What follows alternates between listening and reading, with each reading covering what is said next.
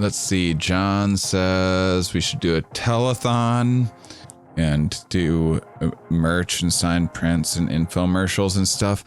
I'd love that. I knew you. I knew you would.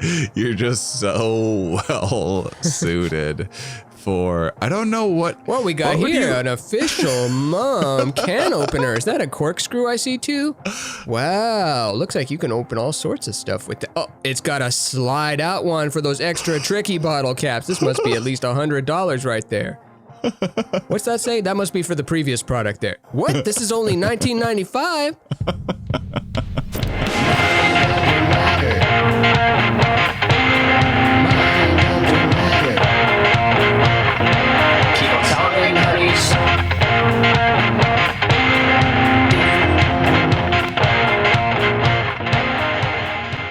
Happy International Mom Day. Sorry, I didn't get you anything. Oh, dang. I didn't get you anything either, other than this, the world debut of my front bun. This is... Yeah, you didn't get me anything. You got me everything.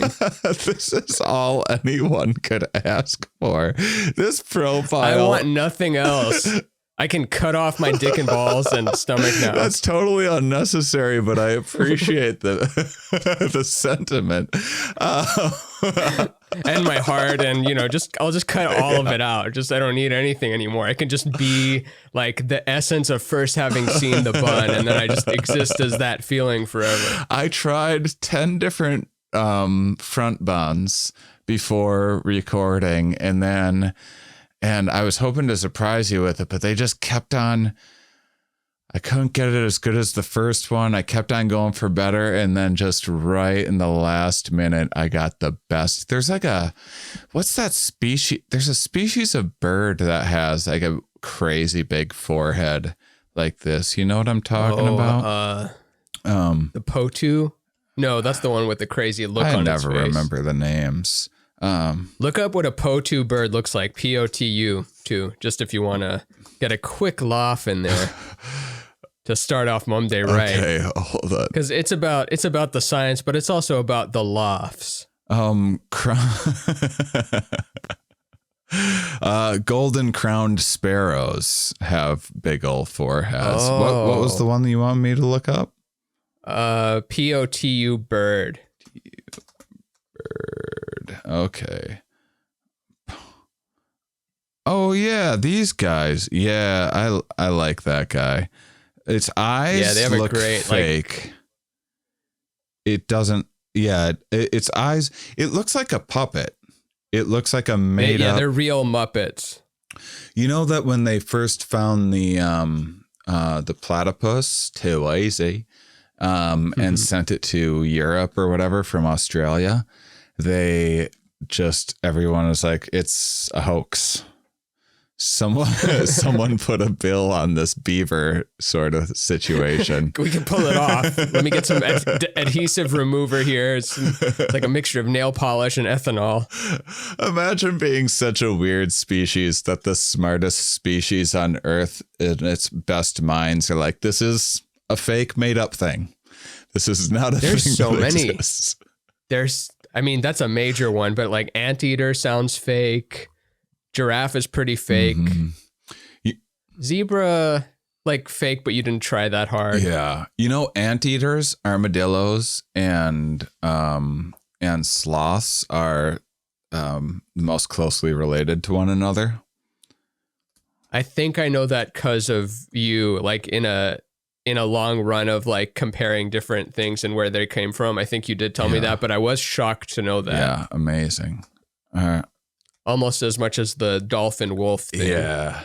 Dolphins came out of the ocean, became wolves, turned back to dolphins. Yeah. Something like that. Not exactly that, but something like that. Fish will fish again. Yeah. And have you seen the thing about how a lot of different species evolve towards crabs, and that humanity and all of life on Earth in like 3 billion years could just be crab again? Were you saying that? That's not uncommon. Michael that's Garfield. A thing going around. Yeah, that's interesting. I hope so. They're taking over. Yeah. I don't Yeah, crabs are bizarre little creatures. There's some where the males will have they have like a huge, I think it's an Australian crab with large claw. Let's see. Oh, the one big claw and the other one, the little dinky Fiddler claw. crabs. Yeah, it has one huge crab claw for mostly for battling the males, but sometimes they'll lose it in a fight. Oh, mate, which hand do you think I'm holding a watermelon behind? Probably your big one. Oh, Ritz. This game sucks. It's funny, they do some trickery though, because when they grow back, am I getting that right about losing it and regenerating it? Or maybe growing it in the first place. Either way, there's a strategy where they can grow it back. I think this is right. They can grow it back even bigger, but it's worthless. It's got like no muscle in there. It's just for show. So it looks intimidating, but it has no oomph. So if anyone ever calls its bluff, then it's screwed. So it just has to go all in on the bluff, big claw bluff. It's like completely made of not even solid bone or anything. Yeah. It's like 3D printed style material mesh. Yeah. Like one of those Final Fantasy swords that are bigger than the main character, but like when you cosplay with it, it's just made of styrofoam painted with a metallic spray paint. Yeah. That's kind of what I'm doing with this front bun situation. If you're watching on YouTube, like if I walk into a club, you need to make a decision. Do you just give me your women? Or is this or let them run to you? Or is this a big claw bluff here? Can I really back up this front bun?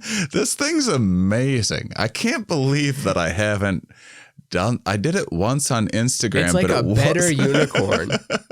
It's what a unicorn aspires to be. I think this is a International Mum Day look. I think if you have long hair, you front bun it on International Mum Day, because the inaugural International Mum Day, which is February 22nd, 22. So don't worry if you're missing it afterwards. Most of this is about preparing for next year and the future of International Mum Days. What we're really building towards is 100 years from now, when it's the Mum Day that has been foreseen, which is February 22nd, 2222. Oh, no, 200 years from now. 200 years from now. 200 years from now, yeah. And they play this archived footage. They get our like brains from the jars and reanimate us, and lots of other stuff that we're just that's what we're hashing out now. But I do want to I do want to have, I'm pro holiday, and they're always like attached to things that I don't care about. So I thought it would be fun to like, why not create your... Like you hate Hanukkah because you don't care about the Jews. You hate Kwanzaa. We know why that. St. Patrick's Day, not a fan of the Irish. Exactly. All of those things. Yeah. I like holidays except for my prejudice of outgroups. And so... What if we just, instead of like, we always call it, racism, misogyny, all that. What if all of it were just like, we got to stop prejudice to outgroups. You're a prejudiced to outgroups, or you're an outgroup prejudice. I do think it'd make the conversation more interesting, because every group is prejudiced toward outgroups, and because then you can tease apart like why some prejudice is more concerning, because if you're in a position of power and authority, that prejudice can do a lot more harm to groups that don't have the same power or wealth or whatever else, or don't have the numbers. And so it might be the situation that you need to keep that in check a little bit more. Yeah. because of history and stuff. No. It's not our freedom, or I don't even know how to make fun of it now. But I love I love aspects of holidays, and I just a lot of the cultural stuff that comes along with it. I just can't really get behind. Like lots of so much good stuff going on with Christmas. Not a Christian. Love fireworks. Don't care about like America's like Independence Day. That was when they signed the Declaration of Independence on July 4th because they got together to go over it. And it was sweltering hot, and they opened the windows and a bunch of horse flies and stuff came in and bit the fuck out of them. And so they're like, yeah, whatever. It's good. Just sign the And those are the guys at the top that own slaves and everything. Yeah. Like the people at the very top back then are still like, horse flies. Yeah, we've got it so good now. So it was a rush job anyway. So I don't care, but I've never I go back and I get irritated by flag waving type stuff. I have a hard time getting behind it. I think I'm probably a little too it's part of the reason why I don't like sports. I don't like the idea of like this team and this team as enemies because they wear a different colored jersey. We should care about that. It's just always seems so fucking silly to me. But I like Halloween. I just think the origins of it are ridiculous. You know, I like the candy. I like the dressing up. There's so many aspects of so many things the celebratory aspects of holidays that I enjoy, that I don't really care about like the meaning of this is why we do this thing. Yeah, what if Halloween had teams? Then it was like, well, are you going to be a good guy this year or a bad guy? You're being a bad guy this year, but don't you know what the bad guys did last year? Don't you know what the bad guys did? That's just. But it's okay to be bad guys on, well, not like super bad unless there's a lot of time behind it, because I think you can, correct me if I'm wrong, but can you go as Hitler for Halloween, or would that get you canceled?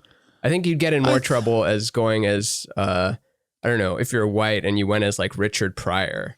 Like that's probably worse than going as Hitler. I don't know, maybe not. I haven't checked up with the zeitgeist. But that's a good. You can be Venom though, or you can be Apocalypse. You can be fictional villains, like you can be Darth Vader or whatever. But like you can't be Black Mirror episode where, like, remember the one where the kidnapper or whatever made the politician, like the first episode to have sex with the pig. Yeah. Like that sort of situation, but you need to. So it's like a politician.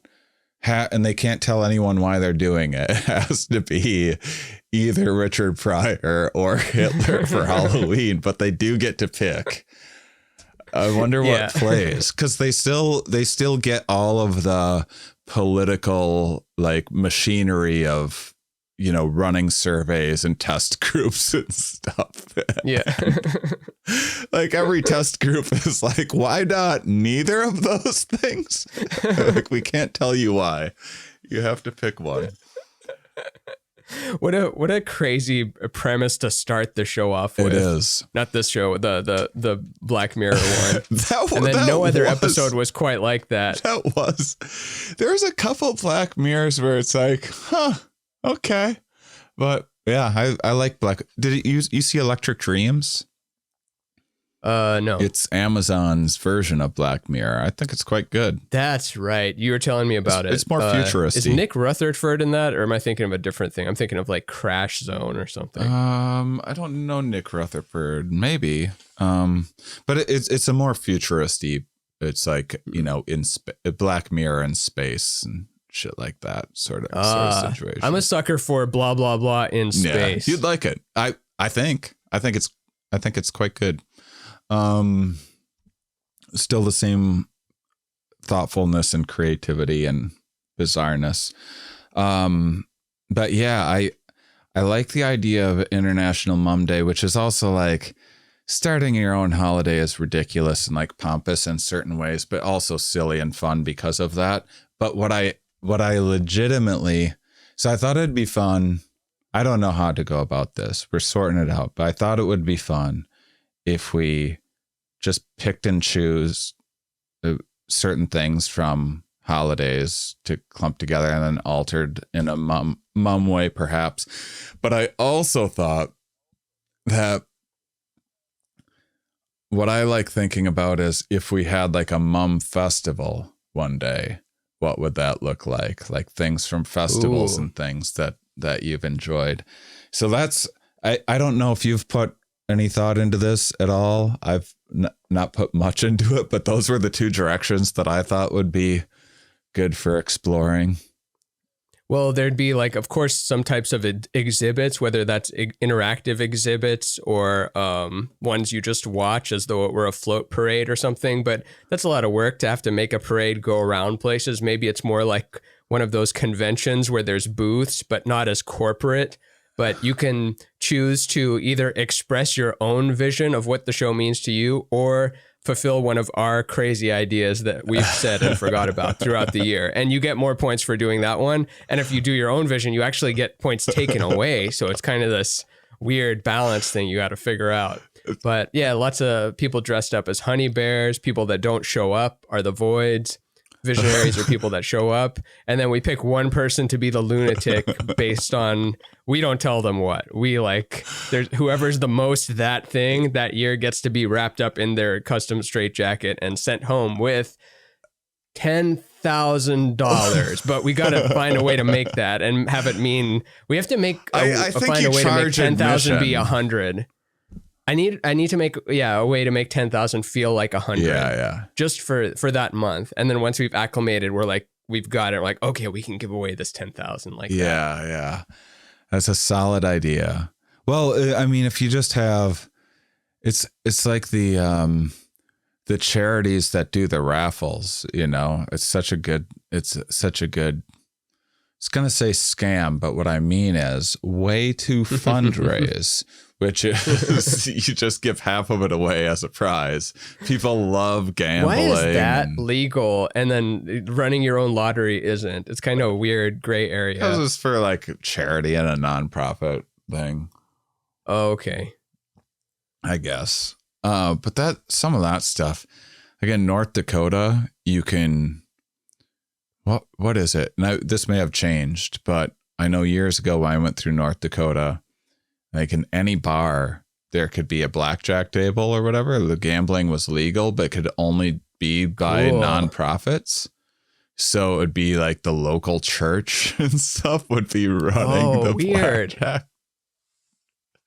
And would that generate controversy? Because, you know, what Jesus did when he found out they were gambling in the church or whatever the story is. I have no idea. Doing business in the church. I have no idea. I mean... North Dakota, there's not enough people around, so they just feel like areas like that you just get to make up peculiar. There's always going to be like more cultural peculiarities in places that are like away from everything else and not that many people there because, you know, a small group or whatever can have a lot of influence or just like weird traditions kind of like the way, stuff can take off. Yeah, because like your inside jokes within your close friends, it's that, but as a village, where there's strangeness in bigger cities, but I don't know what to call them, like cultural rituals or beliefs.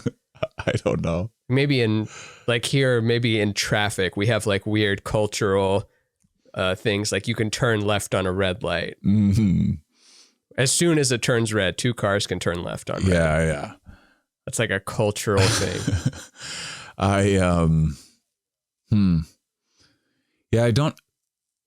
wonder what cultural things do. One thing that started a little bit on Discord, our Discord's like a super small community, but it's awesome people. And one fun game that started on there is every time I miss one of your jokes, 'Cause you'll slide one in on me and I'll miss it because I'm trying to track whatever, like the next thing we're going to, whatever happens. And so that's a new fun trend that's starting, which that's people a should great put on one. YouTube as well when I miss one. A compilation. I would love to make it to the point of getting people, if other people are making compilations of stuff, that's how you made it. Yeah. Or that's one step into making that's it. That's the thing.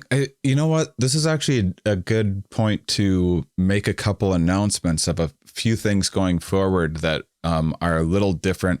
We've made some improvements to Mom. Hopefully they're supposed to be integrated. So one, we're taking the week off next week because our editor Matt is going on vacation, but we're also using it to make a changeover. So a couple things happened all at once. One, we have 1,000 YouTube subscribers, which means that we can add monetization on YouTube, which the only reason to do that is not for the money because it's like tens of dollars, but once YouTube starts getting a little slice of things, then they start sending the videos out more to people. So you have to monetize or YouTube won't like share all of your stuff. So that's happening, which stinks from someone that doesn't like an ads point of view, but good for more people finding it. Plus get YouTube Premium. It's so good. I have YouTube Premium. Get all the only thing I waste my money on is premiums. Get those Primo subscriptions. You know. How many you got? Let's see who's got more in their belt right now. I'm rocking. I got HBO. Okay, got it. I got Hulu. I got it. I got Hulu with the Showtime Netflix subscription. I got it. Hulu subscription. I got it. Disney Plus subscription. I got it. I think I just canceled my Disney Plus subscription. Showtime Plus subscription. I got it. Amazon Prime Video. Boom. I got it. I'm paying fucking $100 a month. And it's the best. All the women. It's the best $100 a month too. I was thinking about it the other day because there's, this is the whole thing. This is the thing you want to watch out for is just the money just being leached off of you through subscriptions. You forgot you got the workout app. You are going to start working out. You got the gym membership. You signed up for the year because it was a good deal and now you never go to the gym. Everyone's familiar with this.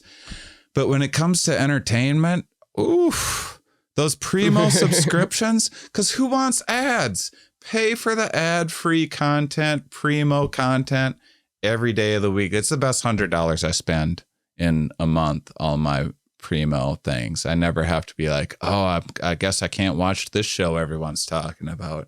Yeah. I always get to see anything. It's awesome. And it's so easy to cancel because so far I've never had trouble canceling any one of those. They make it very clear and it's not this worry of like, oh, but then I won't get to watch it tomorrow. They're like, relax, your subscription is continuing for the next 30 days in case you change your mind. So here's the really good news. So I didn't want to start doing the ads on YouTube until I had another option for people to watch video. That would be ad free.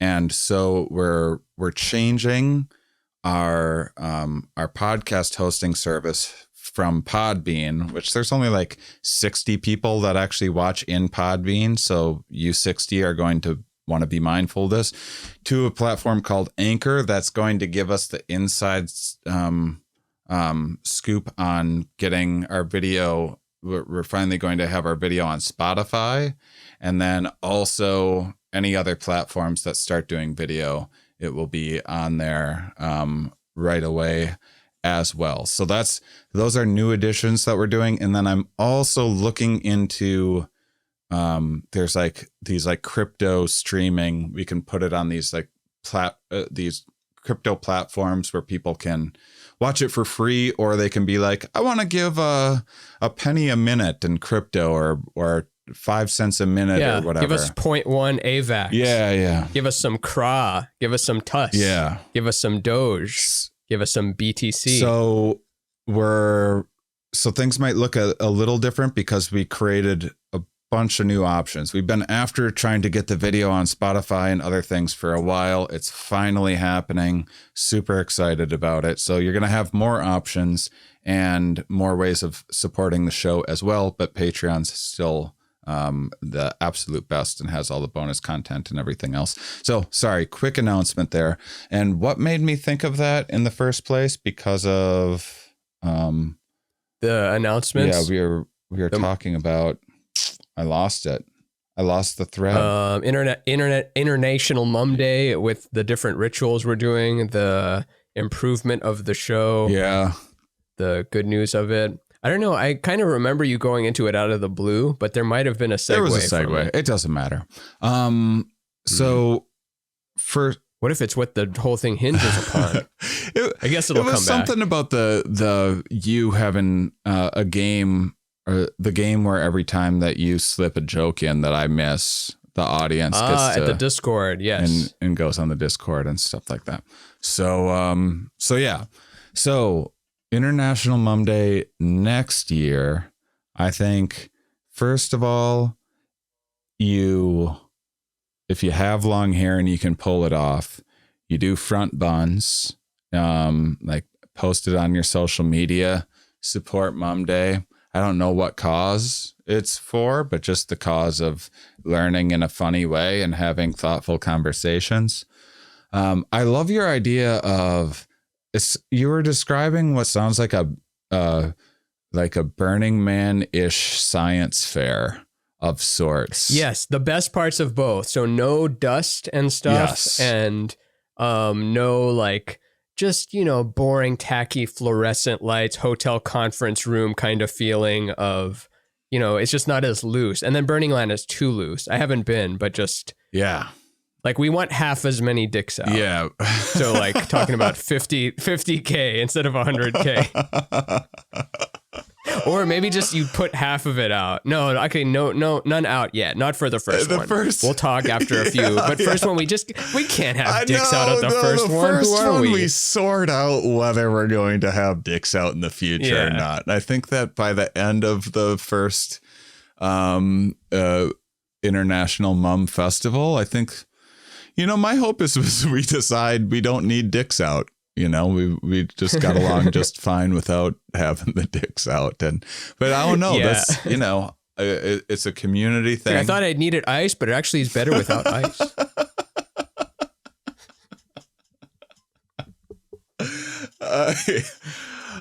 Yeah, so keep them in for this time, but you don't have to wear extremely constrictive underwear. You don't have to wear shorts that don't even, if you want to show the outline of it, fine. But yeah, like just, you got to wear pants or shorts or something for this. And plus we're going to not keep it too hot. It's not going to be like running too steamy in there. It's going to be temperate. It's going to be the perfect temperature. Yeah, I want it to be because it's in February. I want it to be in like,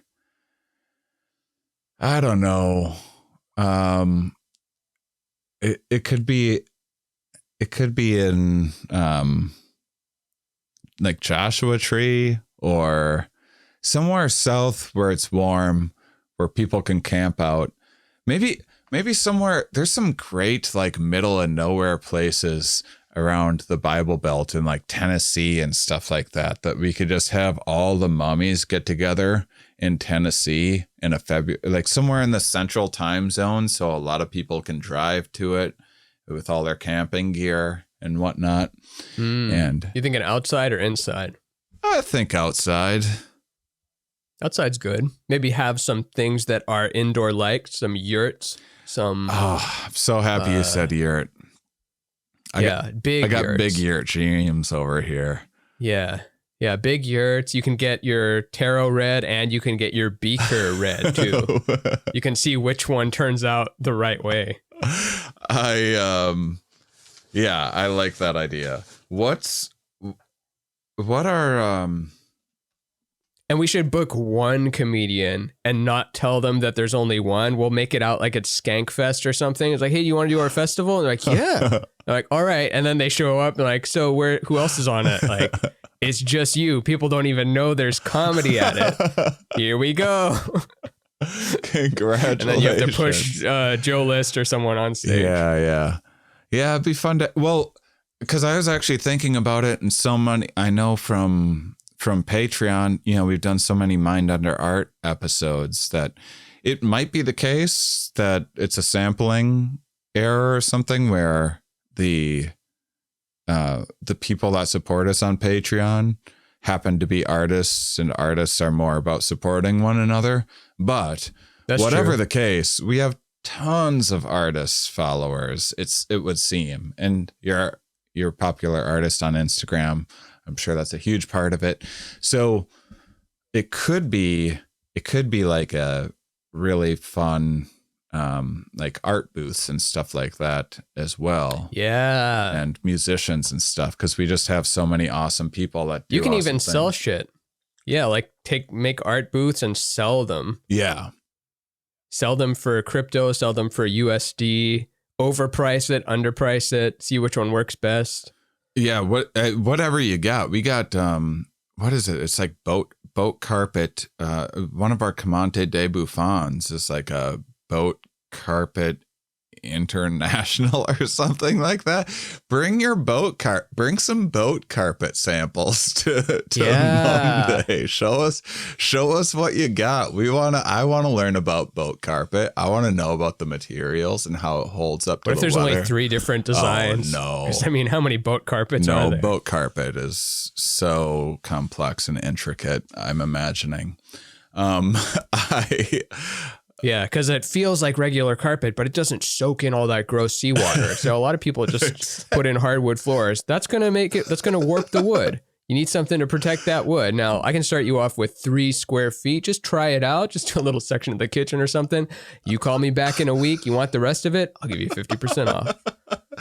Exactly. I'm glad you understand boat carpet, because once I started thinking about boat carpet, I was like, oh man, there is so much to think about once you've gone your whole life without thinking about boat carpet, and then you get thinking about it. There's a lot going on. I'm not there yet, or no, I'm not there. Like I go here when I'm really down on my money, and now I'm doing okay now. I'm like comfortable, and I can and by comfortable I mean like I don't know if next month I'll be comfortable, but this month it's like, oh, okay, I don't have to worry now. But when I'm feeling really down, I'm like, I gotta figure out a business, I gotta figure out some kind of like toothbrush invention that I can sell as a not art thing, and just without my name attached to it, and not be a scam. But do you ever do that? You're like start scheming. I think Andy Wood has a joke about that. Something like you get poor and you start scheming. I only think of things that'll never happen. The thing that always pops into my mind is full body dryer in the shower.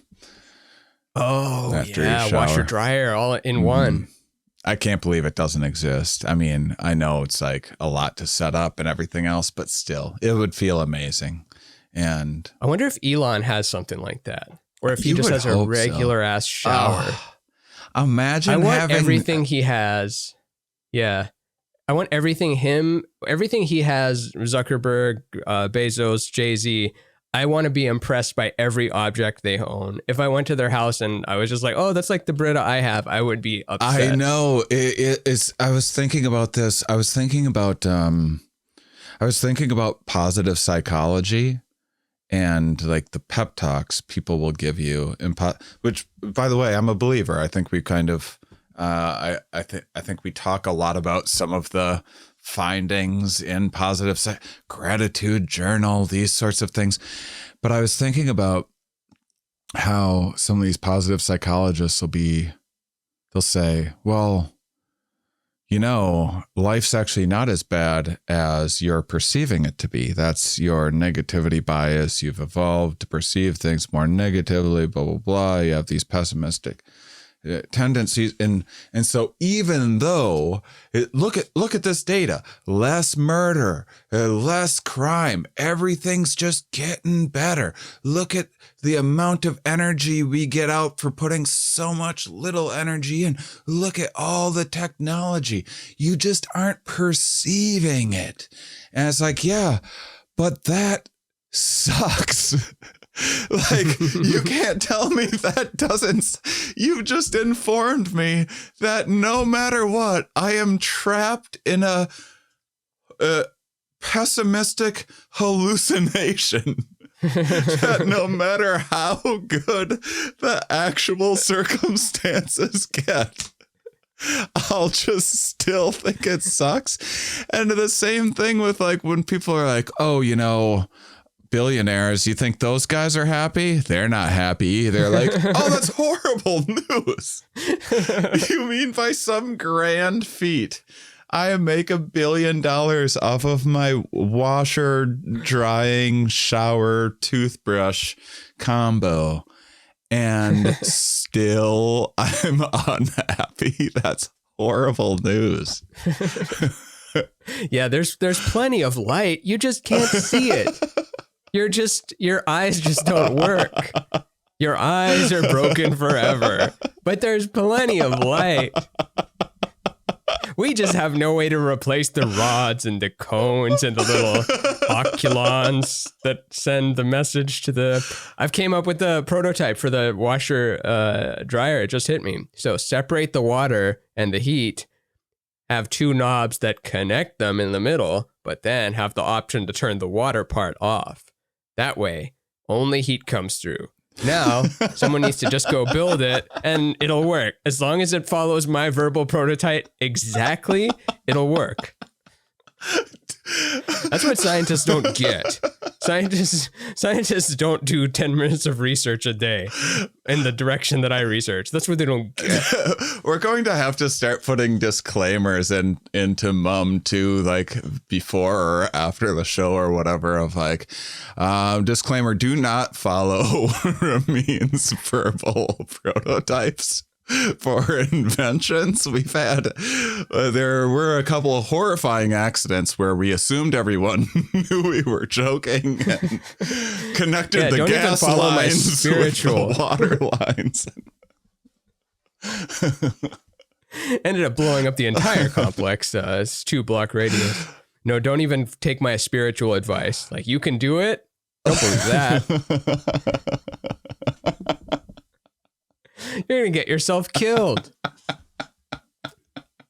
They should just put a disclaimer on the whole internet. And then, like, every website should also have a little red, everything should just be disclaimed right now. Yeah. And then we'll return to a world of, like, 100% personal responsibility. Yeah. I think that I legitimately think we have so many amazing, because there would be silly things that we could do one day, like a Mum cruise. Like, cruises, I don't desire to ever be on a cruise in my entire life, but to put together a Mum cruise, that's ridiculous. Just to have done it.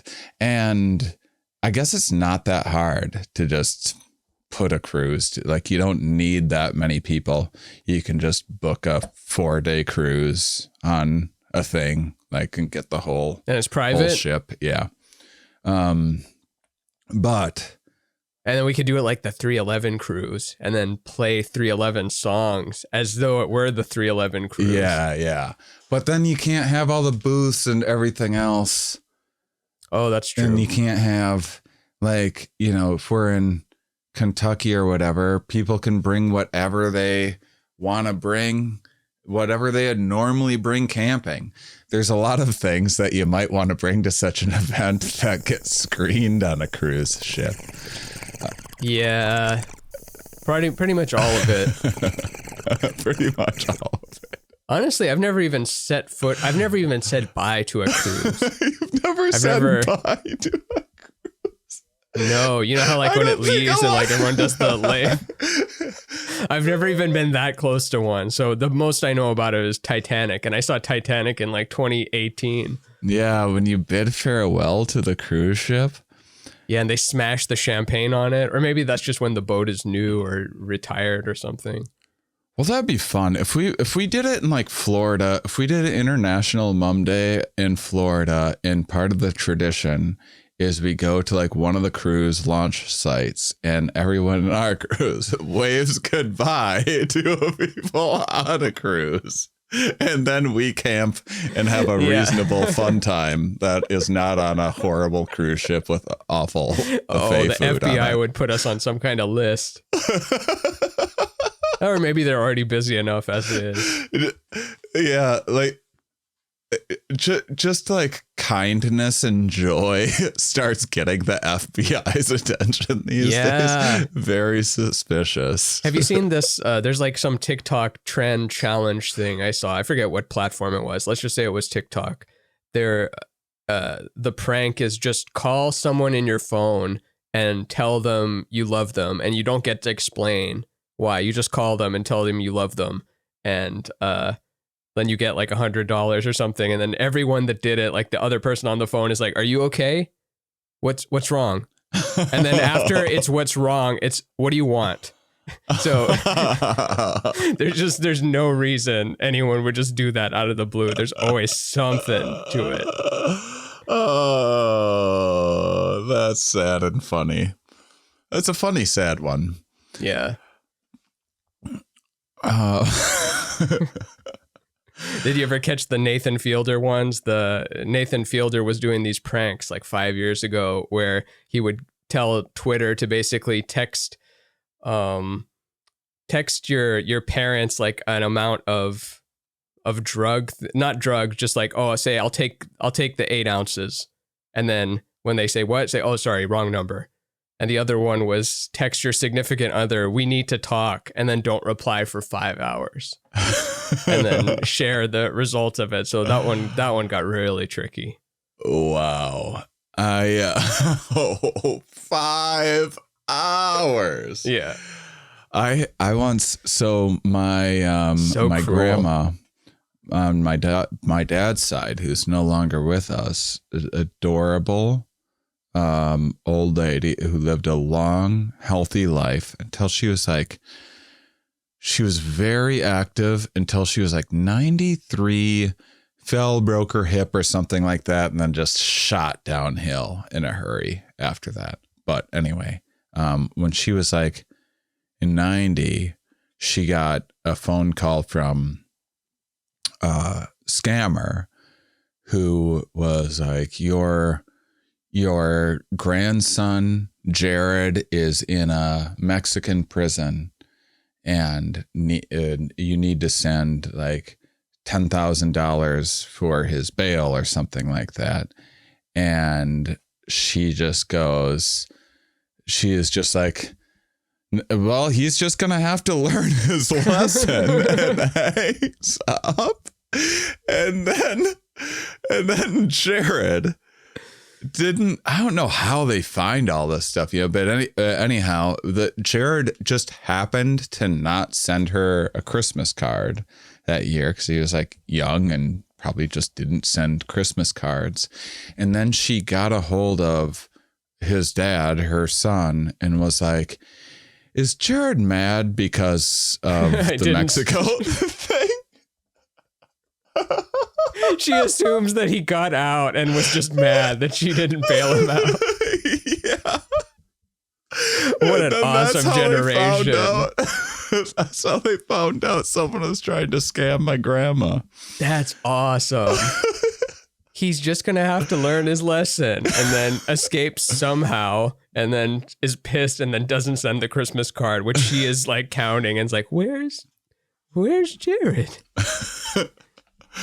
Did I ever tell you about this this camp out that I did in Sacramento? Oh, what was it? I don't think so. Boy, I wish I could give this guy a plug. Oh, come on, brain. What is the name? We'll just plug Mike Kaplan instead. That maybe it'll come to me. I'm the worst with names. Anyhow, Where would I find it? Painting shop? No. Okay, so anyhow, I'm at the Multidisciplinary Association of Psychedelic Studies conference, or MAPS, in 2017, and there's booths there and stuff and artists. Pretty fun time for a science conference, about as fun as a science conference can get until ours. And then that is where the line gets really blurry. Yeah. We exist to give more credibility to things like maps. Yeah, exactly. And so that's well said. By sheer contrast, yeah.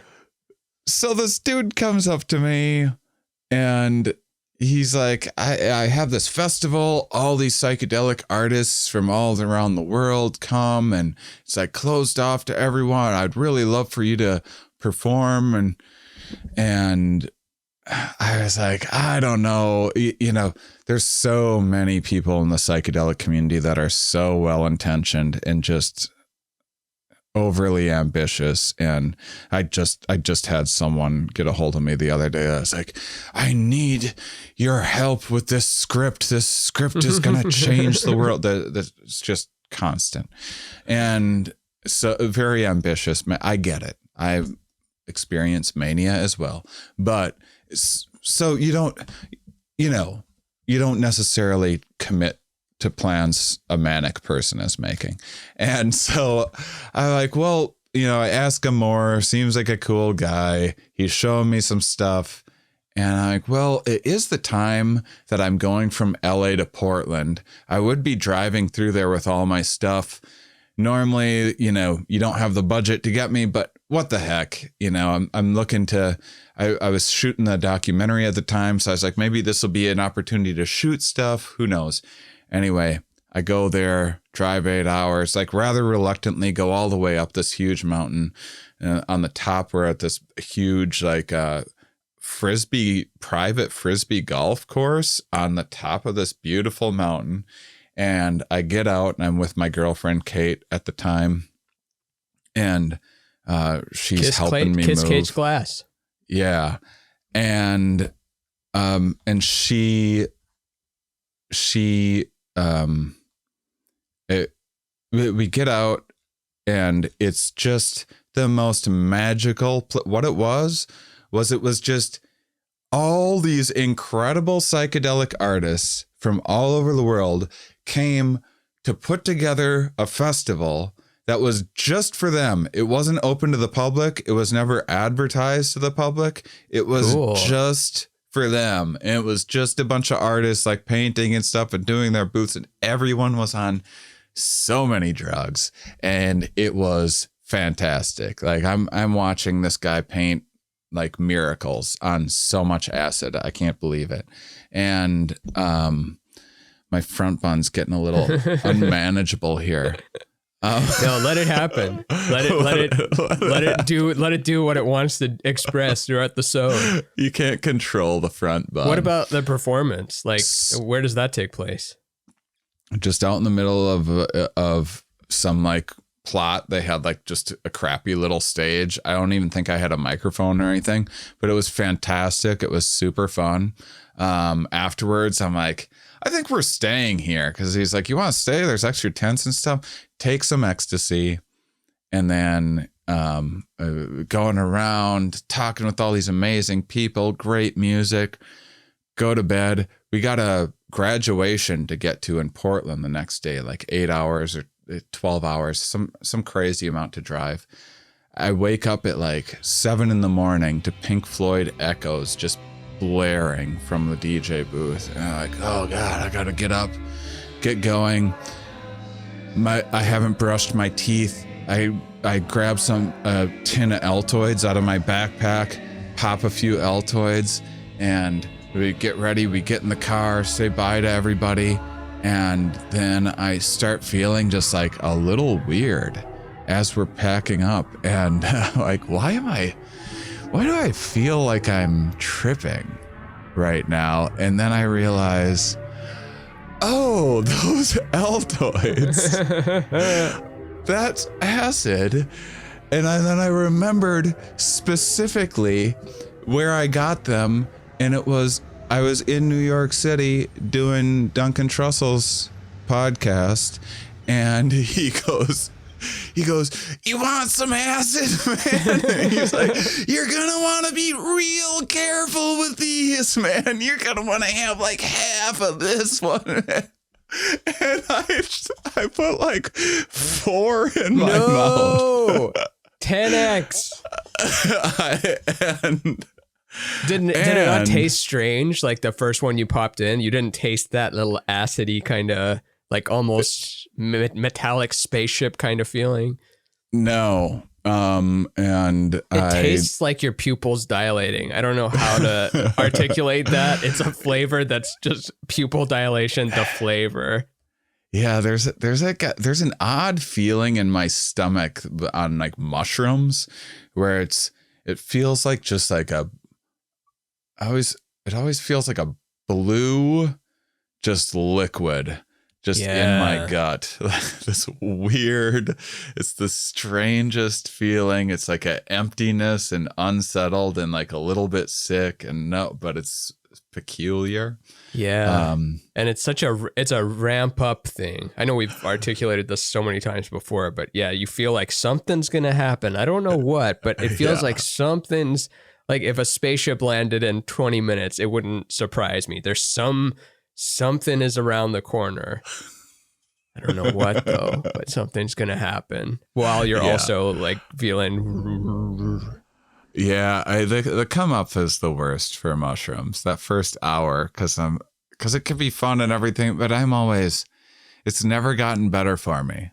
I mean, sometimes it's smooth sailing, but a lot of times my nausea only gets worse with age. It's only my gut going like, again with this shit? Really? And yeah, it only gets worse. But this went great. We're going to need a disclaimer for this one. The whole episode, you mean, right? Yeah, this whole episode. This behavior. Don't recommend this, but I ended up, I was like, I feel fine. Acid never affects me that much. Usually when I do acid, it's the most boring thing in the world. I love mushrooms, but acid's like, it just adds a little sparkle to things. And I'm like super functional on acid. It's different for everybody, but that's what it's like for me. Damn. And so I was like, sorry to hear that. I know. And then I was like, why don't I drive for a little bit? We'll see how I do. And then I drove for like an hour. I'm like, yeah, I'm fine. I'm tripping, but I'm like totally fine. She's like, yeah, you are. So I'm going to eat some acid too. And then we just drove 10 hours on acid from Sacramento to Portland. And it was one of the most beautiful days of my entire life. Super don't recommend driving on drugs. Doesn't that terrify you? That sounds like just a very scary thing to do. I know you would. I know we disclaimered so. it. Disclaimer, and so hey, you didn't push back when he talked about that. Okay, I gotta do a little pushback. That's not right. You shouldn't have. Yeah. You shouldn't have done that. No, it's not right. No one should do that. Okay, good. I pushed back. Now, but at the time, was that were you feeling confident of it, or was it like, oh no? Okay. Oh no, it felt amazing the whole time. It just made the whole day breeze right by. It was wonderful. And because of the story, because I got it from Duncan and she wasn't familiar with Duncan, I just played his ad reads to her while driving for like 6 hours. You need a website. Well, you don't need a website, but why don't you have one? That's like 90s cartoon Duncan, Evan. That was a cartoon, Duncan. Yeah. It was pretty good. Fruit by the foot. Shredder in the Echo Dome. Collect all 4. No, man, no. And I'm sorry to keep bringing this up, man. I'm sorry to keep saying this, but man. A 10-year-old Duncan Trussell sounds like. But what's great is everybody's got a Duncan, even though they go all over the place. But he's one of those ones that you love to do an impression of, and everyone's got a different one. It's always like raspy. It's always got man in it, but like he radiates a joy. Oh yeah. Of course he struggles and isn't always joyful, but that's so. Neither was Ram Dass, and on and on and on. But yeah.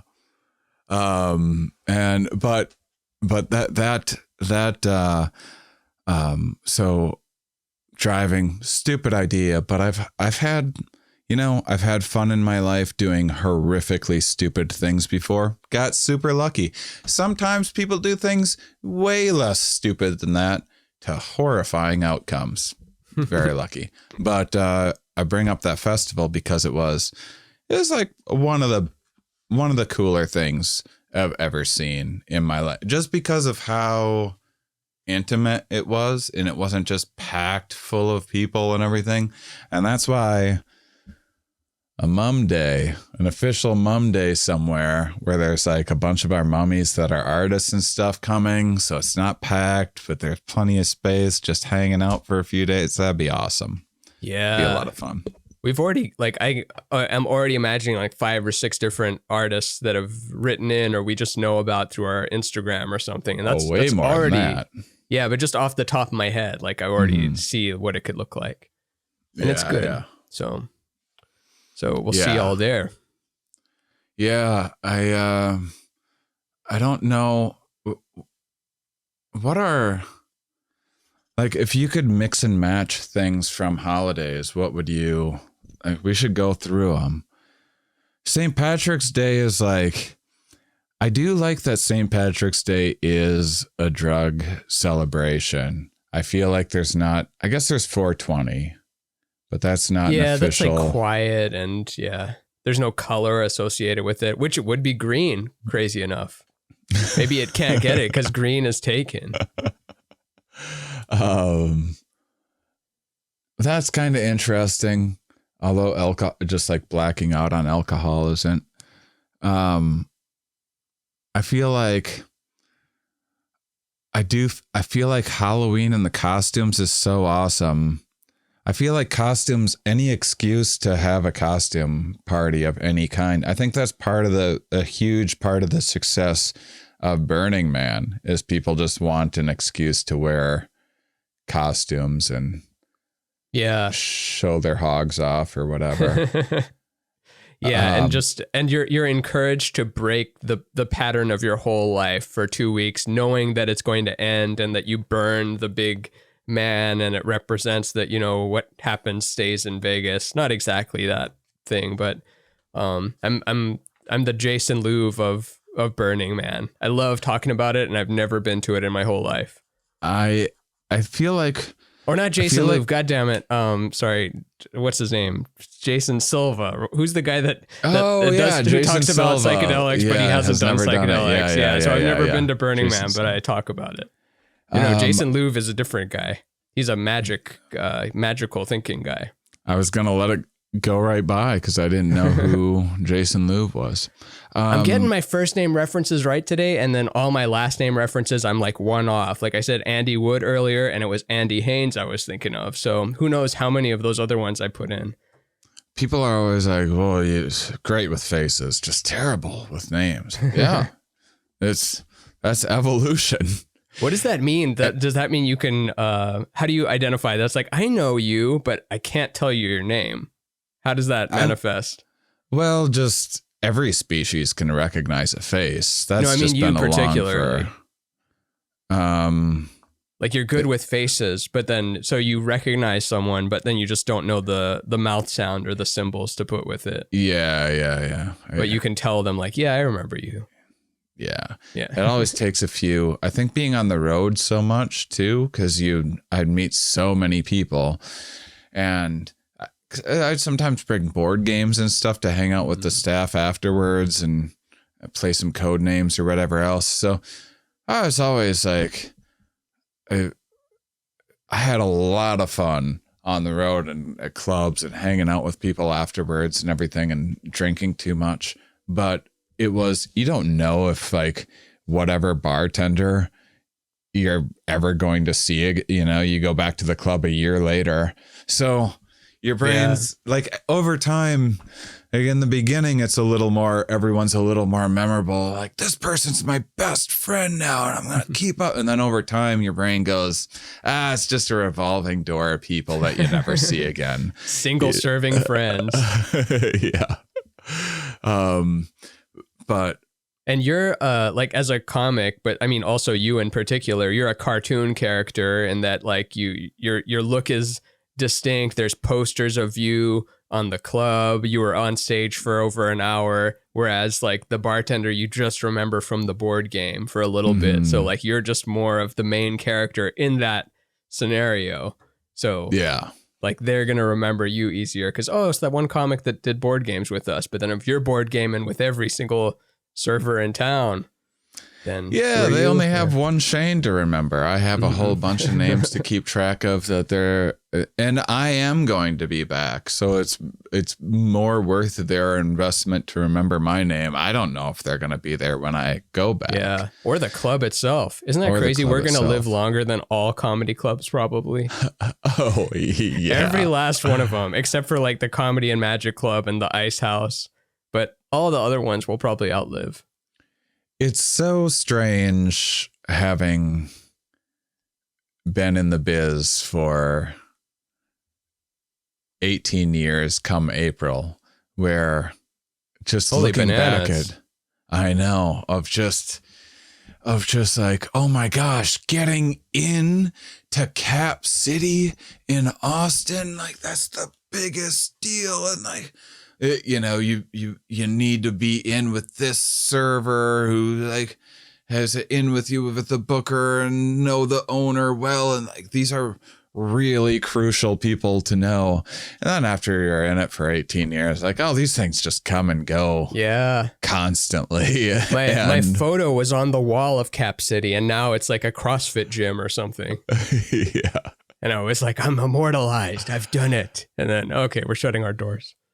Didn't they? I ruined everything when there was like, as soon as I would like the last HBO US Comedy Arts Festival, it was the biggest comedy festival in the US for 25 years. This is an HBO production. I won an award at it, ceased to exist afterwards. Some other and you're show being that humble I did. there. You won the best comic award at the same year of what, like John Mulaney, Kumail, Pete Holmes, TJ Miller, Joel McHale. I might be throwing in some extra ones in there. Just basically all people that are fucking huge. And you were the best of the bunch. And now the thing doesn't exist anymore. I know. And they've all gone off and done better things for the most part. No, what are you talking about? This show rules.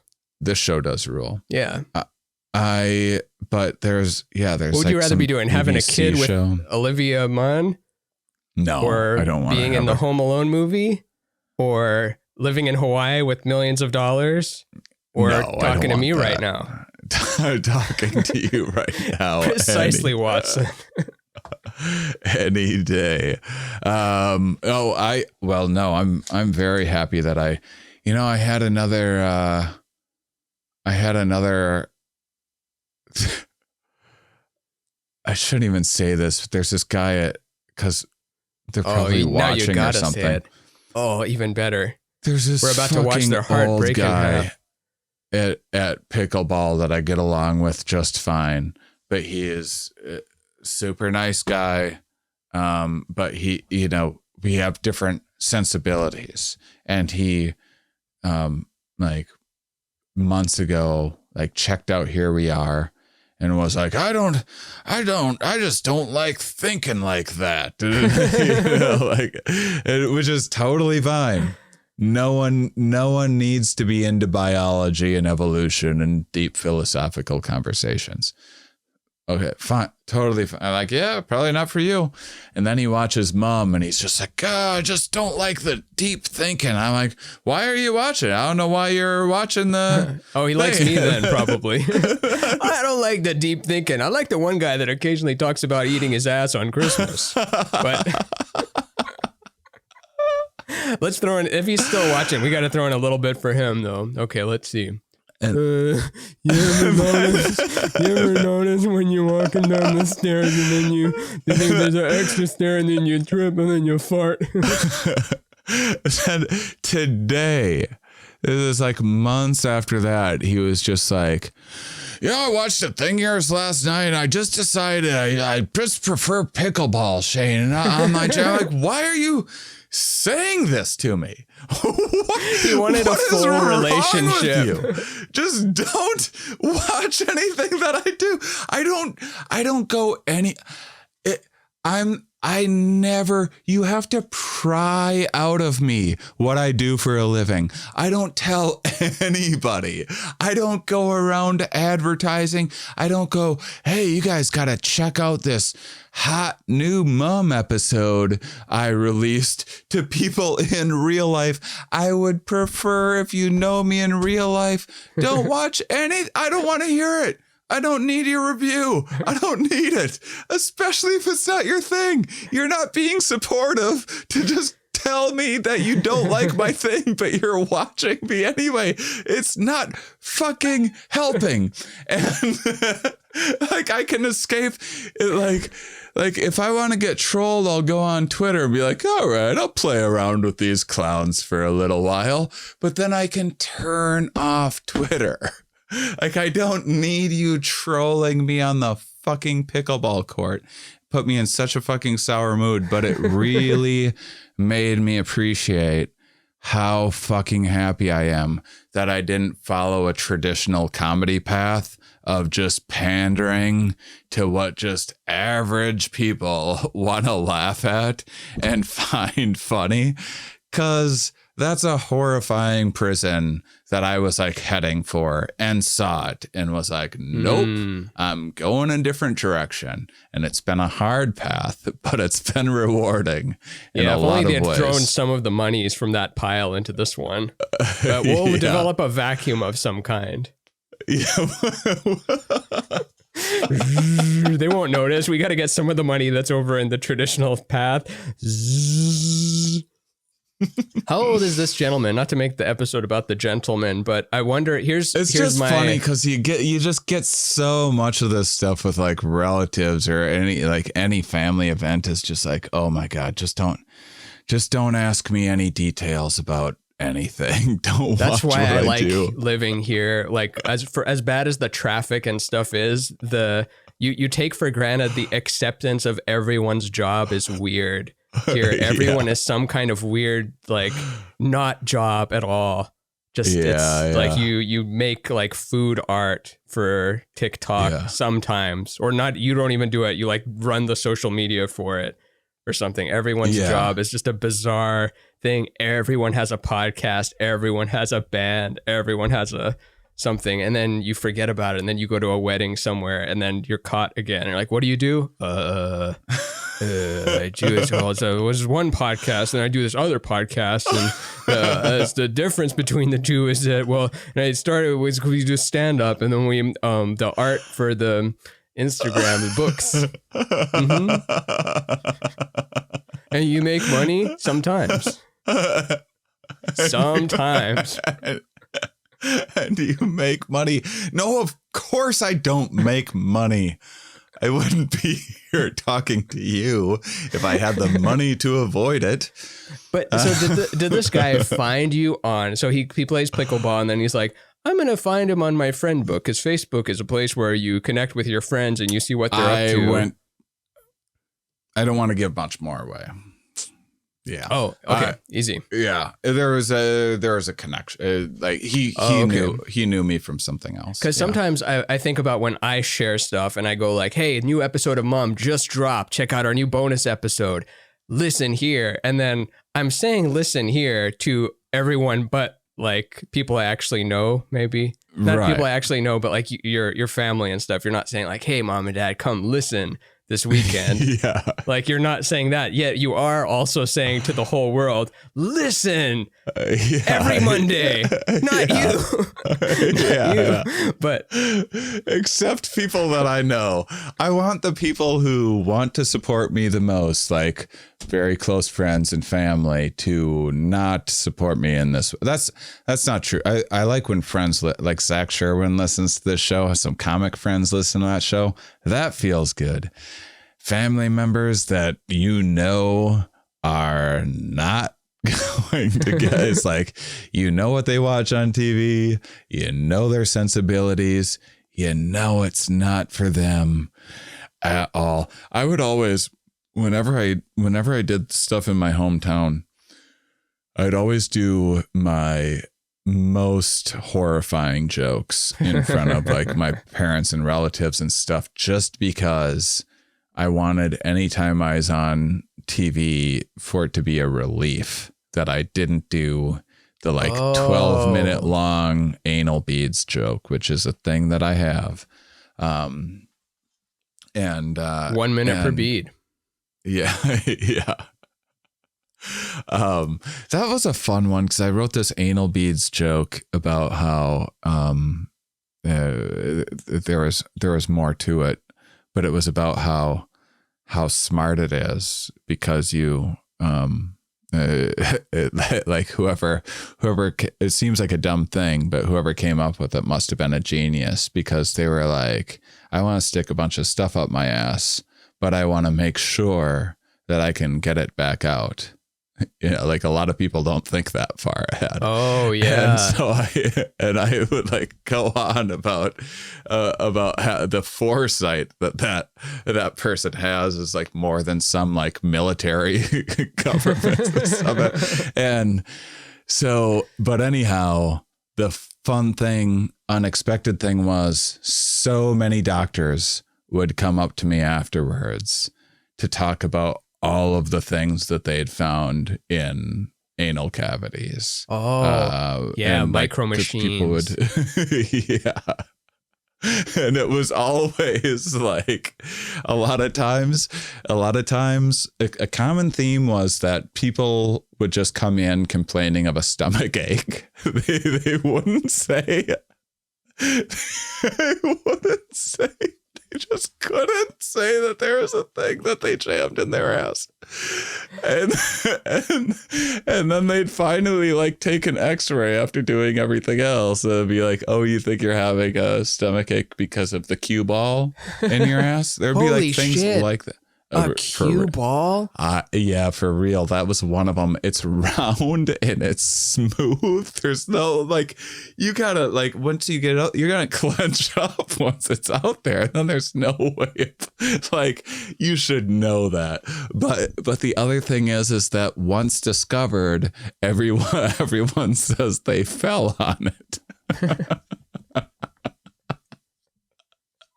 Common theme. I mean, I didn't know you were the same doctor I could talk to about that, but yeah, now that you bring it up, I was going to talk to the foot doctor because I slipped on it, but now it makes more sense to talk to the proctologist because it did end up inside the rectal cavity.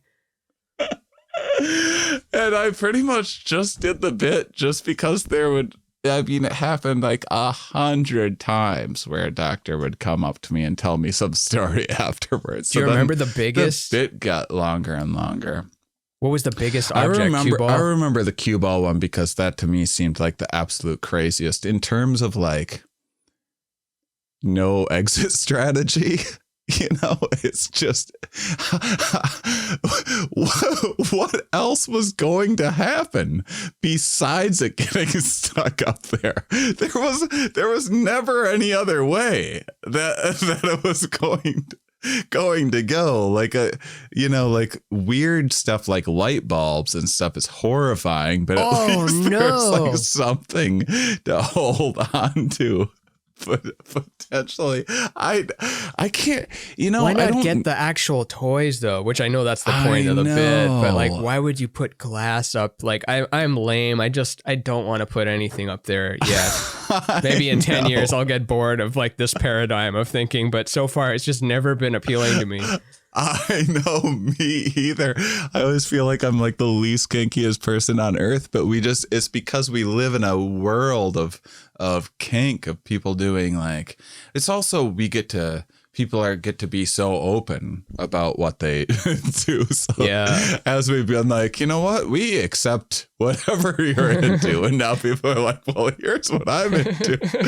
And then you got to go, all right, well, just give me a few minutes to accept that. I'm going to accept it. I just need to wrap my head around accepting that for a second. Didn't even see that on the table. Didn't know that was a possibility. I've already just ran it all through the simulator. So everything going into every other thing now I've accepted because it's there already.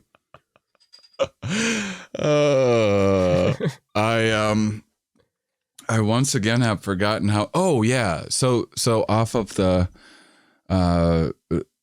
talking about veering off of the traditional, path of thing.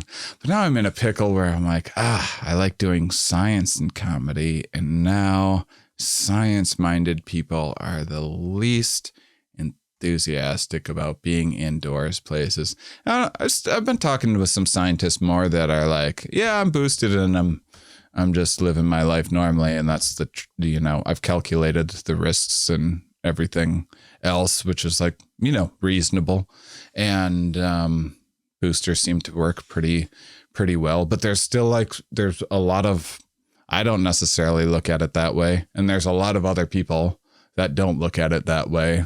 And yeah, but I don't know. I saw a chart with a vaccine, and it showed the chart going down. Mm-hmm. It showed when it showed people getting the vaccine, the chart went down red. So yeah, they're bad. Yeah. It was an official chart I saw on the internet. Yeah, there's not near enough people getting it, but anyway, so it's just, that was an unexpected. I was a black swan of like, oh, I didn't know I'd be getting myself in a thing that would be even harder to already people not overly interested in science, which is why the ancient alien shows and stuff like that take off so much. But then on top of that, pandemic, damn. Yeah, science needs a dance. Like, you can't have a hit single if there's not a dance attached to it. So science as a whole, subject needs to develop a really trendy dance, and then people will be really into it. Well, there's more and more. There's thought leaders that are gaining status, It's such a funny idea. The thought leader, the internet professor archetype, which is kind of new. Yeah, we need someone to lead with their thoughts. Yeah. Oh, who's going to lead the thoughts around here? I will. I will lead the thoughts. What do you think about gender? What do you think about climate change? What do you think about... This guy's the expert on everything. Everything. Everything. It's amazing. So, yeah, that's the other thing is also a lot of our listeners, because it combines a bunch of listeners from here we are too. And then because of my psychedelic touring and everything, we just have such an perfect mix of intelligent, creative weirdos. It's oops all berries. Yeah. Put something wonderful together. I don't know what it is. We're looking for suggestions. This first year, we're just planning things. But it would be nice to get honey bear hats for everyone. Can't be a cult without a good hat. I should read some of the Patreon suggestions. Oh, yes, please. I didn't think of that earlier. McCool, you may need to edit out a section as I didn't have this readily pulled up. What about we get into alcohol too and make mum rum? Oh, mead, because mead's made out of honey. Oh, mead. I think we need a lot of honey, yeah. They make honey wine in Ethiopian restaurants, and not just in the restaurants, perhaps in actual Ethiopia itself. Ooh. Right? That's what it's called? You a fan of Ethiopian food? It's poppin'. I've only had it in. Oh no, I am. Yeah, I've had it because where it has the whole big thing. Yeah, and you have the little sponge bread things, and you just scoop it up. It's nuts. I love when it's a paradigm shift. Like the first time you have Chinese food, you're like, what? You eat it with sticks? And it's like family style? What? There used to be this incredible place in Austin. It was a food truck, but also a brick and mortar place. I can't remember the name of it. So that was useless information. Yeah. Cool. Leave that in. Leave that part in, like the anal beads and the cue ball. Okay, here we go. What about anal beads made of cue balls? That could be a thing we sell. Way better idea. Oh, okay. So I had one where I just this is from Jonathan, and easily just one of the worst best ideas that there was. I hate it because it's so good that we might have to do it, and it's so stupid that I don't want to do it.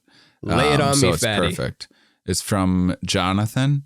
You should each wear 2 tutus while counting by twos to 22 twice and drawing 2 pictures of Desmond Tutu looking at himself in a mirror. Then do it all one more time, so it's 2 times too many. Well, how long did that run us for? You think we can get that done in 22 minutes? I think. What if we did it and we made sure the whole ordeal lasted for 22 minutes, 22 seconds? Have you ever seen the Shia LaBeouf orchestra video? That resonates to or reminds me of like 2012 internet. It's vague at this moment, but I remember when he was going through whatever mental breakdown, and then he was doing all this avant-garde stuff. Well, there's this odd musician, Rob Cantor, who actually has a really wonderful album that he put out, and he made a song about Shia LaBeouf and then made a very grand musical theatrical production about the craziest song you've ever heard. Because he's like in with all of these, I guess he makes music for films and Disney. So you got like a whole orchestra together and stuff to sing a insane song about Shia LaBeouf being a serial killer. And it's very good. Was it recent or I'm thinking of 10 years ago internet still? It was probably like 7 years ago or something like that. That's 10 years ago. 2019 is 10 years ago. Released 2012. I was right on the money 10 years ago. Okay. I'm pretty good at internet history. Like name a thing and I can tell you when it's from. Like whatever meme, I could get it down within like a year or a couple years. Really? Yeah. That's a fun game. Because I was there for all of it. I had a computer. I have a working theory, which you have a That's a great game. This is a game we should make of just like you hold up memes and people guess what year. It exists, but not for internet. There's a version of it that exists for film, books, and music. So you see a picture of Michael Jackson's Thriller, and then you have to put it on a time scale thing, and then like Wits and Wagers. I think that's what it's called. Wits and Wagers is like our game where you're like, how many hot dogs does the average American? Oh, no. It's not that. It's pop culture. It's with images. So you get the image and you get the timeline and then you get to place it. And then you have to get the order right. And I think it's a team one where different people can cooperate with it. But that doesn't exist for the internet though. So you get to say when. Let's take it. Yeah. Let's take it. Let's see. Okay, Chris says spank an ostrich with a badminton racket. Why would I spank an ostrich? I would ride one. I don't know what's more cruel. I don't think you should ride an ostrich, but if one likes to be ridden. Seems like one of those things that could kill you, but you wouldn't expect it to be able to. Mm-hmm. Like you think of it as this light thing that you could easily kill with a wooden spear that you craft yourself, but actually it's the force behind its kick is actually equivalent to that of a horse, of a medium-sized horse. Most people don't know that. That's why they have such long strides, is because of their leg strength. And did you know more people get killed by ostriches than even hippopotamus? It's true. Yeah, like I've fed a giraffe before, and it's a little bit intimidating because you got to think if they just decided to wind up and just clock your head. Oh, yeah. Right. Your head would just fly right off. It would have to. A baby helper monkey could take us down if it wanted to. Just because they're quick and they can tear off your eyes and balls and we're just not equipped for non-tool fighting. Give us tools and I'll take on any animal. I can kill a whale with my choice of tools, but no tools. I'm like worse than a carpenter ant. No, that's not true. A carpenter ant I could take, not a whole colony of them though. They wanted to go in through your nose and cooperate and just start like eating away at your brain. Like, quick, hit the occipital lobe. It'll blind out. Okay, good. Now let's go for his logic and reasoning. Okay, it's gone. Now it's going to just kill itself. Invading ants. All right. Let's get serious here. Chad says we should pretend to be our evil twins and discuss what that would be. That's kind of fun. Do I have enough to do it? Let's see. I can kind of do a little bit. If I have the time, I would grow out a evil mustache. I don't know what the evil version of me would be. Some sort of eugenic situation, I imagine. Yeah, you talk to all the scientists with interesting ideas about race. They have some exciting and interesting ideas around race. Today's biologist studies craniums. We need to be able to explore these ideas. All right. I don't know. Don't you want to know? Like, don't you want to know if there's an intelligence differential between races according to the shape and size of skulls? It's all here. Read the book. Then tell me what you think. That's the best argument for anything. Read the book and watch the 4-hour episode. Then tell me what you think. Yeah, you can't argue with anything the Mum Boys have ever said unless you listen to every single episode and then went back to the beginning, listened through again, got on that Patreon, went through the bonus content catalog, and then judge us. All right. Yeah. Outside of that, you're just unfairly characterizing us based on these cherry picking clips out of context. Yeah. Zach says, dress up as your mom. Oh, no. bed cap, cup of tea, big round glasses, the whole fit. First of all, I hope your mom actually dresses like that, because you have like a real old school mom, and I think that's great. But probably not going to do it. Wear your favorite matter on your heads while wearing an eye patch, like number 2 from Austin Powers. That's Man, what is my favorite matter? What's that? What is your favorite matter? That's a tough one. It's tough to go that broad. Like favorite drink, easy, or favorite food, favorite dessert, but favorite matter. And you don't get to use it to trade. Like you can't say gold and then trade it for money. Water. Oh, good one. That's a boring one. I guess I'll have to go with air. So I'm gonna go with air. So I'm gonna live a little longer than you. Fool chose water. I get to live for another 38 days ish. There's no way you're living 38 days. Or no, that's food. I think. But no, if you pick water but no air, you die. Oh wait, I never said the air gets taken away. I guess we kind of assume there is air because it's earth and all. Maybe I'll just go with water too. Or root beer, and then I'll just trade for when I want some of your water. Yeah, I mean, water is great because you get to really appreciate it. I mean, you don't get to, the only time you really get to appreciate air is like a gentle summer breeze, or That's true. you have like a Wind knocked out of you when you're a kid. yeah, or like on a motorcycle or something like that, where you're feeling the air. Water, you feel it while you're drinking it. You can swim on it. You can skate on frozen water. It's got a lot of stuff. It's not jealous. You can mix it with different things too. Yeah, you can immerse yourself air in it. Air does get jealous. Yeah. Yeah, you can't have. Can you have air with another thing? I mean, I guess that's just cannabis, but there's vape. a great. Have you watched? I'm gonna spoil a little throwaway joke. Have you watched Peacemaker yet? No. Is that next on my list? Just throw away the No. joke. I'll still watch it though. It's HBO, right? Or Netflix? Yeah. HBO. It's just one. It's just one small throwaway, but it's stuck in my head.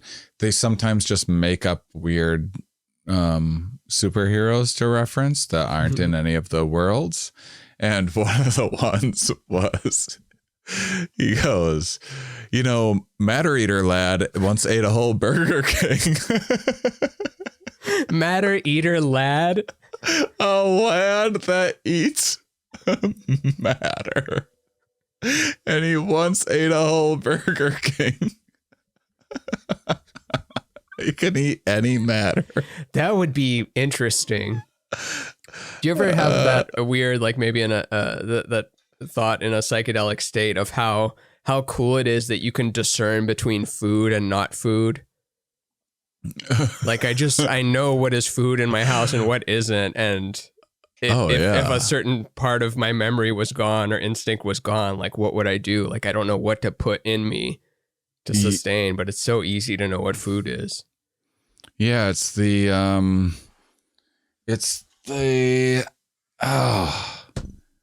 what is it? It talks with the amygdala.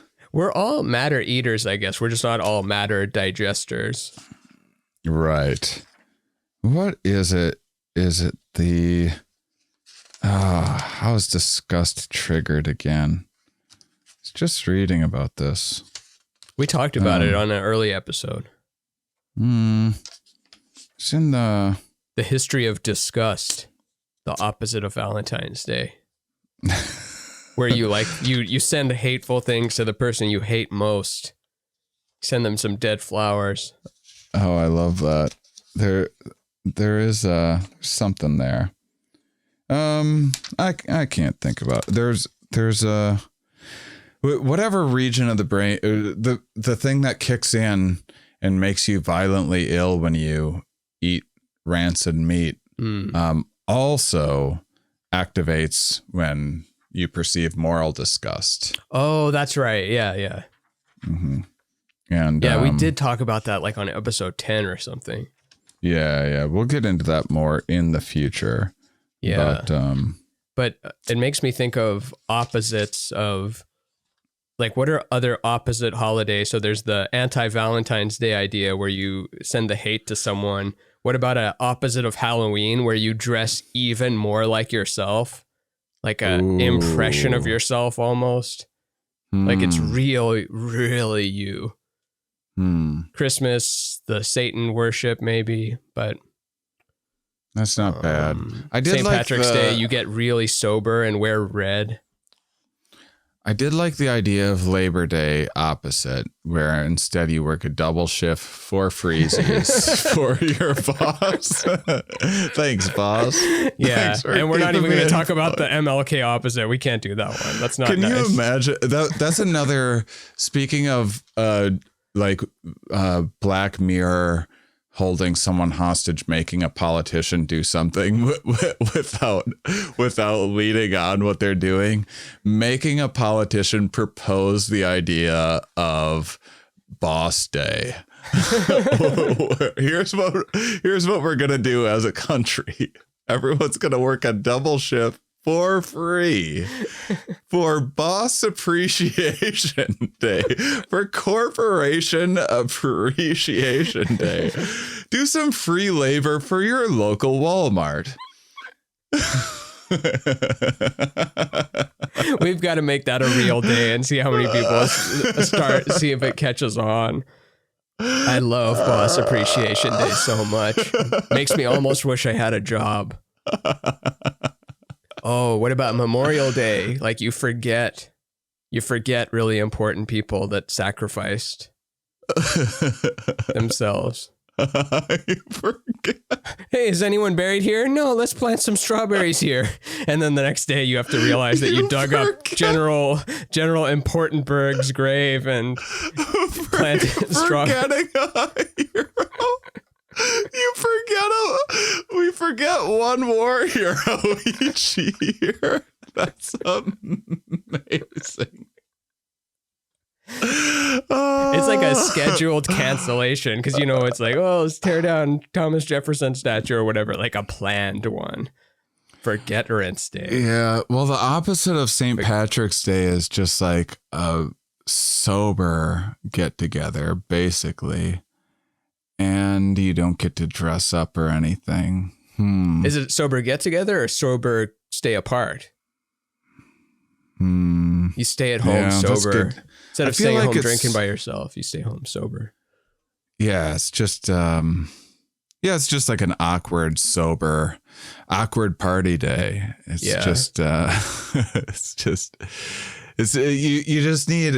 You need a room with lots of corners. You need an odd shaped, it's not quite circular. It just has lots of corners, so everyone gets to have their own corner.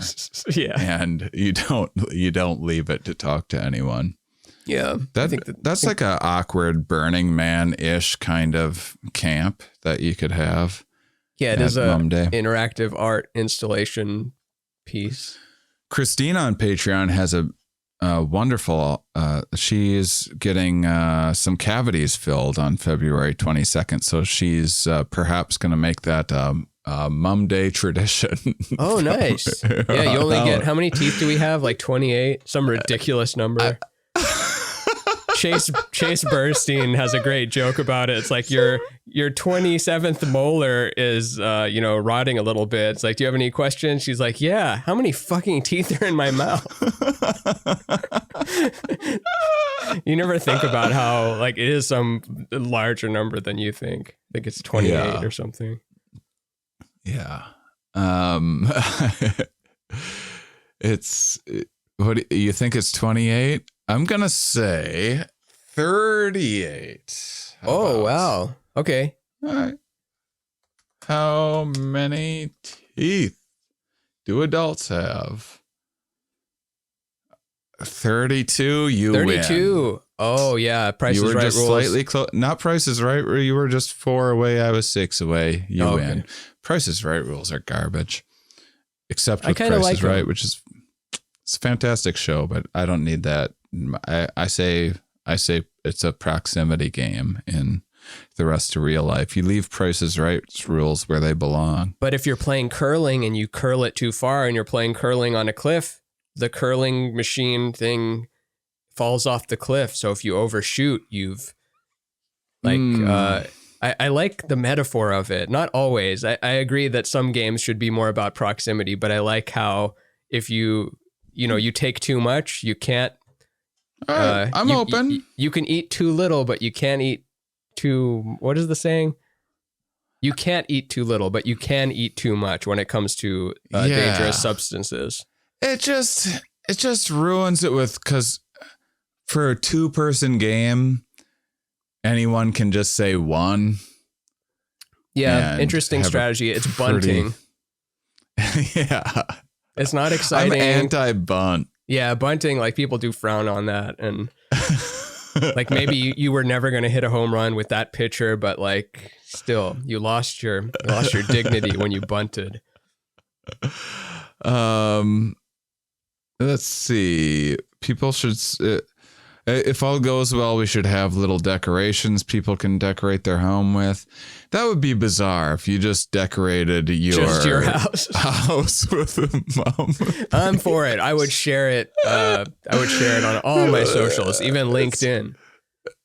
Why is there a huge inflatable honey bear and 1700s fancy pants Duke looking person in your yard? It's February 22nd. And is Linda in a straitjacket? I think I see her there through the dining room window, just sitting there in a straitjacket.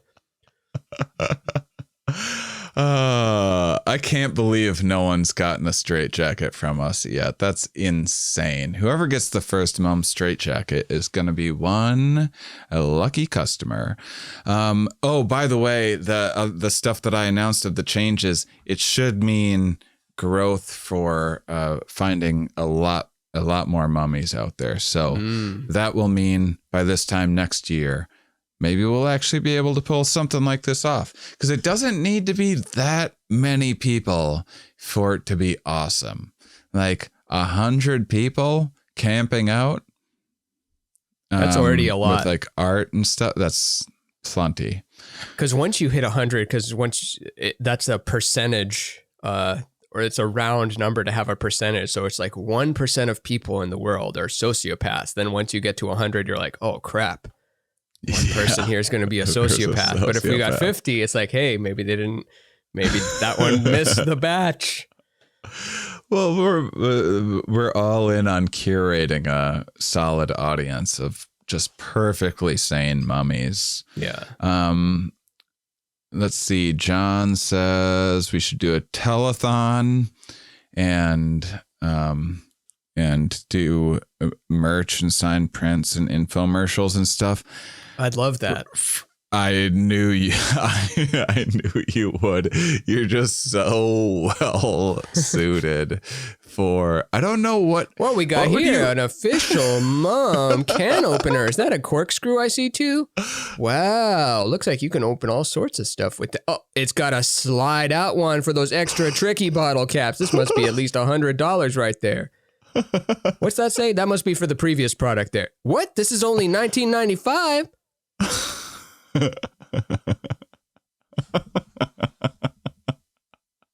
You're selling it. Yeah, don't you want it? I didn't even know I had this thing, and I want it. It's got a little knife too. Oh, we're gonna get demonetized. Put a knife and. On the internet. Yeah. I had another question for International Mum Day as we start wrapping up here. I asked for, let's see.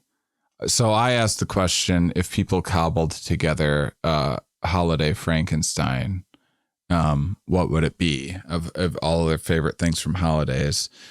And people said Halloween candy was a big one. I think there has to be fireworks, but not professional fireworks, like homemade ones. I want usually I'm like anti-lighting bottle rockets out of an ass, but I'm not going to hate it. If someone lights a bottle rocket out of their ass for Mum Day, I'm not. How does that work again? Like, because what part is getting lighted? Certainly not going up your ass, because that's the end of your ass right there. No, but it's just a wood stick. Oh, the problem is, I think, having not done it, I think it's the same as a cue ball where you get going, you're excited, you have the thing in your ass, and then you're clenching a little bit to hold it still to aim or whatever, and then when it goes, your reflexes kick in, which makes you clench more,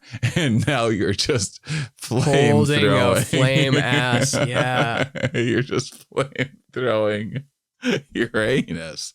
I think that's how it mostly goes for people, but if you want to try it for the first time on Mum Day at Mum Camp, you're more than welcome. I'm glad I don't have whatever that gene is. The lighting stuff up your ass. Even if it's peer pressure, I don't even have the peer pressured into it gene. I'm immune. I got I got a little bit of if there's fireworks going, I'm not gonna be if someone else proposes like, hey, let's throw on some goggles and have a fireworks war, I'm gonna be like, you know what, YOLO. I'm in. I'm doing it. Yeah, my ass has been Jeffrey through says air grievances like Festivus. Festivus is a solid one. And what does he do? Like he tells everyone close to him how they've disappointed them, how they've disappointed Frank Costanza over the years. I think that's one of the traditions. Haven't seen the Festivus for the Rest of Us episode in a while, but I was going on a little Seinfeld kick for a bit. Let's see. Exercise. Well, Easter egg hunt. We need to put Easter eggs in our episodes, and then people find them and present the ones that they've found. That's a little bit like finding the jokes that you snuck in that I didn't get. Those are sort of Easter eggs. Oh, yeah. Specialty drink is we should put more thought into. It needs to be it needs to be some honey based drink like mead. But also food like a special hot dog or something. I think it's a hot dog with too many hot dogs in it. I think it's a bun with just an unreasonable number of hot dogs in it. Let's see. Like a chain gun. Some people like regular old party games like pin the tail on the donkey and hitting a pinatas are fantastic. Yeah. I don't know what we fill a pinata with that isn't honey, because honey's sort of funny, but disappointing. That would be the ceremonial ultimately. one. Like that's the one you watch from far away because it's just too messy and like you have to have the right setup for it. But every year one person does get to be the honey quinceañera girl. Yeah. What would we put in it? Our favorite candies that we've talked about over the year. Mom download cards. Download cards never took off. I always knew they were going to be a floppy ass failure. Like when comics would have download cards, like it's like, well, this is the next step after CD. Yeah, not quite yet. Not quite. It's just hard. It's hard to make a living out there. As things went digital, it just became so difficult. Everyone just wants everything to be free. Mm-hmm. Yeah, it evaporated the industry in a way, and it's piecing itself back together, and people are finding out new things. But yeah, the CD days were so good, or the tape days. I wasn't alive for the tape days, but I was alive towards the tail end of the CD days. I think I've talked about it before, like seeing Bill Burr sell CDs and DVDs, and at one show, no one bought anything, and it was so bizarre to see him like set up those orange DVDs on that foldable table, sit there for a few minutes, no one came by, and then he just goes, all right, and it just packs him up. Just with that constant at a like 7 or 8 level anger back when he was always like that. I still have some of my first CD. I think I have like 10, 20 of them left. Oh yeah, I've got a handful too. So yeah, I think I've got your CD somewhere even. I've got a U CD, a Mike Kaplan CD, a Zach Sherwin CD. Nothing to play them on though. All the CD players are gone. Life is so weird. Who would have thought we'd miss inconvenient things in certain contexts? All right. Well, that's setting things up for International Mom Day for next year. please, especially if you're on Patreon or anywhere else, but on Instagram, YouTube, put suggestions in the comments, because I kind of do want to do something. And Ramin and I, we always, most of our discussions that we have outside of these recordings are just planting seeds for future growth, and things percolate. And sometimes things make it through. And we're like, you know what? Actually, we're gonna do that. And so throw some suggestions out there. Maybe those seeds will grow and sprout into a beautiful visionary plan. I think so. I That's it. think it's the first step towards the amusement park. Ramin wants an amusement park so bad. Mm-hmm. It's going to be so expensive and so much of a liability. It's going to be dirty and derivative of Disneyland. You're really selling me on this. Did they just buy old ride parts from Disneyland? Can't you just buy an old amusement park that just, there has to be amusement parks that are on their last leg. I always thought, you know, with COVID,